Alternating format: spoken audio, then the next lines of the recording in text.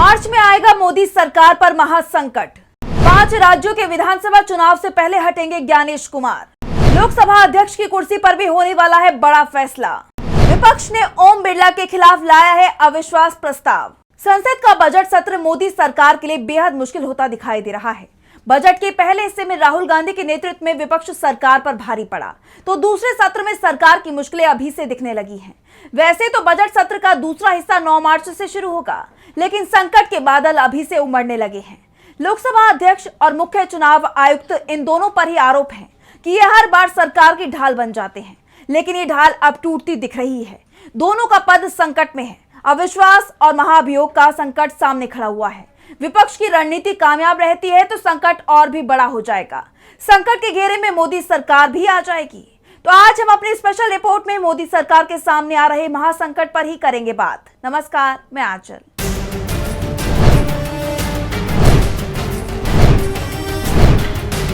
सबसे पहले हम बात देश के मुख्य चुनाव आयुक्त ज्ञानेश कुमार की करते हैं, क्योंकि सबसे ज्यादा विवाद उनको लेकर ही खड़ा होता दिखाई दे रहा है।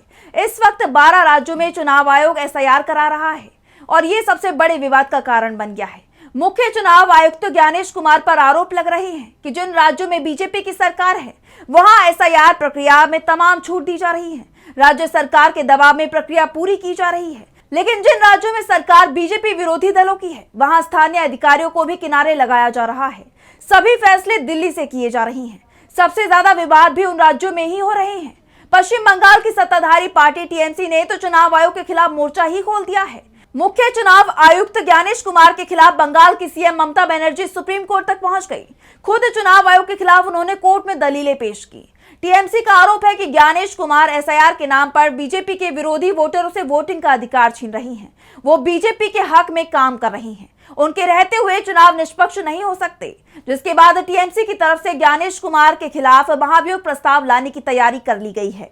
चुनाव आयोग पर सिर्फ टीएमसी ही आरोप नहीं लगा रही है, बल्कि कांग्रेस और विपक्ष के दूसरे दलों के निशाने पर भी चुनाव आयोग है, और वो सभी चुनाव आयोग पर बीजेपी के इशारे पर काम करने के आरोप लगातार लगा रही हैं। और अब ये तय माना जा रहा है कि संसद के बजट सत्र के दूसरे हिस्से में मुख्य चुनाव आयुक्त ज्ञानेश कुमार के खिलाफ महाभियोग का प्रस्ताव लाया जाएगा। और इस बात की सबसे ज्यादा संभावना दिखाई दे रही है कि ये प्रस्ताव भी पहले लोकसभा में ही लेकर आया जाएगा। टीएमसी के इस प्रस्ताव पर कांग्रेस, सपा और डीएमके की तरफ से पहले ही समर्थन का ऐलान कर दिया गया है। अगर ज्ञानेश कुमार के खिलाफ महाभियोग प्रस्ताव आता है तो वो देश के पहले मुख्य चुनाव आयुक्त बन जाएंगे जिनके खिलाफ संसद में महाभियोग का प्रस्ताव रखा गया हो। इससे पहले 1992 में मुख्य चुनाव आयुक्त टीएन शेषन के खिलाफ महाभियोग प्रस्ताव लाने की कोशिश सियासी दलों की तरफ से की गई थी, लेकिन ये कोशिश कामयाब नहीं रही थी। सबसे बड़ी बात तो यह है कि शेषन पर किसी भी सियासी दल के पक्ष में काम करने के आरोप नहीं लगे थे, बल्कि उन पर मनमाने फैसले लेने के आरोप लगाए गए थे। शेषन पर जब महाभियोग का मामला सफल होते नहीं दिखा तो सरकार ने चुनाव आयोग को ही 3 सदस्य ही बना दिया था। इसके बाद बीजेपी की तरफ से 2006 में नवीन चावला के खिलाफ महाभियोग प्रस्ताव लाने की कोशिश की गई। चावला उस वक्त मुख्य चुनाव आयुक्त नहीं थे, वो चुनाव आयुक्त थे। उन पर बीजेपी की तरफ से आरोप लगाए गए थे कि वो कांग्रेस के पक्ष में फैसले लेते हैं। उस वक्त देश में मनमोहन सिंह के नेतृत्व में यूपीए की सरकार थी। बीजेपी चावला के खिलाफ महाभियोग लेकर नहीं आ पाई क्योंकि उसके पास नंबर नहीं थे। इसलिए बाद में बीजेपी के नेतृत्व में 200 से अधिक सांसदों ने उस वक्त के राष्ट्रपति एपीजे अब्दुल कलाम को ज्ञापन सौंपकर नवीन चावला को हटाने की मांग की थी।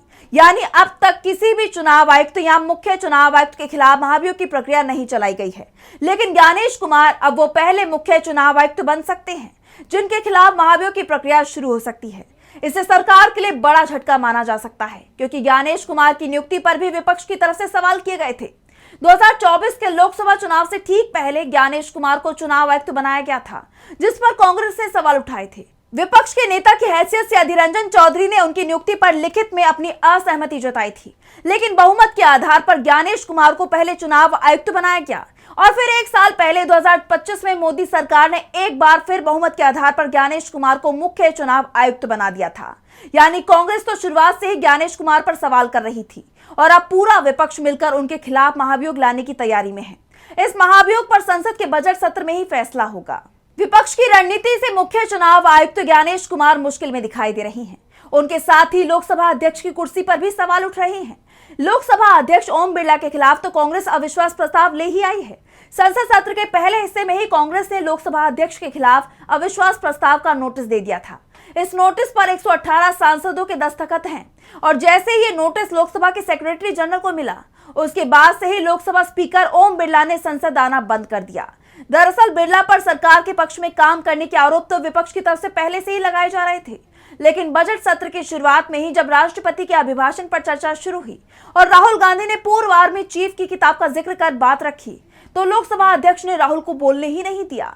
3 दिन तक राहुल गांधी बोलने की कोशिश करते रहे, लेकिन या तो उनका माइक बंद कर दिया जाता था या फिर सत्ता पक्ष के शोर शराबे में उनकी आवाज दबाने की कोशिश की जाती थी और लोकसभा अध्यक्ष भी राहुल गांधी को बोलने से रोकते दिखाई दिए, जिसके बाद कांग्रेस ने उनके खिलाफ अविश्वास प्रस्ताव का नोटिस दे दिया। वैसे भी संवैधानिक नियमों के मुताबिक लोकसभा स्पीकर के खिलाफ अविश्वास प्रस्ताव का नोटिस मंजूर होने के 14 दिन के अंदर इस पर बहस और वोटिंग करना जरूरी होता है, क्योंकि इस वक्त संसद में ब्रेक चल रहा है। बजट सत्र का दूसरा हिस्सा 9 मार्च से शुरू होगा, इसलिए इस बात की सबसे ज्यादा संभावना है कि 9 मार्च को लोकसभा अध्यक्ष पर आए अविश्वास प्रस्ताव पर बहस हो सकती है।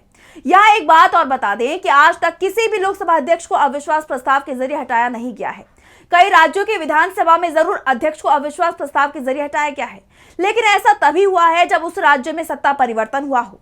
ऐसे में सवाल ये भी उठ रहे हैं कि अगर ओम बिरला के खिलाफ लोकसभा में अविश्वास प्रस्ताव पास हो जाता है तो क्या मोदी सरकार भी चली जाएगी, क्योंकि तब ये साफ हो जाएगा कि मोदी सरकार के पास बहुमत का आंकड़ा नहीं बचा है।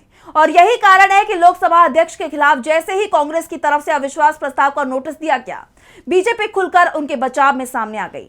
लेकिन जो आरोप लोकसभा अध्यक्ष पर कांग्रेस ने लगाए हैं, उसके जवाब वो नहीं दे पा रही है और यही कारण है कि अब बीजेपी की तरफ से पूरे मामले को घुमाने की कोशिश की जा रही है। संसद सत्र के पहले हिस्से के आखिरी दिनों में अचानक ही मोदी सरकार की तरफ से कहा गया कि वो विपक्ष के नेता राहुल गांधी के खिलाफ विशेषाधिकार हनन का प्रस्ताव लेकर आएगी, लेकिन 24 घंटे के अंदर ही सरकार ने यू टर्न ले लिया और साफ कर दिया कि वो ऐसा कुछ नहीं कर रही है। पर थोड़ी ही देर बाद बीजेपी का दूसरा प्लान सामने आ गया। बीजेपी सांसद निशिकांत दुबे ने राहुल गांधी के खिलाफ विशेष प्रस्ताव का नोटिस दे दिया, जिसमें मांग की गई है कि राहुल गांधी की सदस्यता को रद्द किया जाए और उन पर आजीवन चुनाव लड़ने पर रोक लगाई जाए। यानी ओम बिरला पर अविश्वास प्रस्ताव का नोटिस और ज्ञानेश कुमार के खिलाफ विपक्ष की महाभियोग की तैयारी से दबाव में आई बीजेपी अब पूरे मुद्दे से लोगों का ध्यान भटकाने की कोशिश में जुट गई है। ज्ञानेश कुमार और ओम बिरला दोनों के खिलाफ जिस तरह से विपक्ष पूरी तरह से एकजुट हो गया है, उसके बाद बीजेपी की चिंता बढ़ गई है, क्योंकि दोनों की ही नियुक्ति में बीजेपी का ही सबसे बड़ा योगदान रहा है। इनकी नियुक्ति पर बीजेपी ने अपने सहयोगी दलों से कोई सलाह तक नहीं ली थी। ऐसे में बीजेपी को एक चिंता इस बात की भी लग रही है कि जब विपक्ष के प्रस्ताव पर संसद में बहस होगी और वोटिंग कराई जाएगी, तब उसके सहयोगी साथ रहेंगे या साथ छोड़ जाएंगे। यानी मार्च का महीना मोदी सरकार के लिए मुश्किलें लेकर आ रहा है। 2 शीर्ष संवैधानिक पदों के खिलाफ विपक्ष एक साथ अविश्वास प्रस्ताव और महाभियोग दोनों ही लेकर आ रहा है। तो फिलहाल स्पेशल रिपोर्ट में बस इतना ही। वीडियो पसंद आए तो लाइक करें, साथ ही हमारे चैनल को सब्सक्राइब करें। नमस्कार।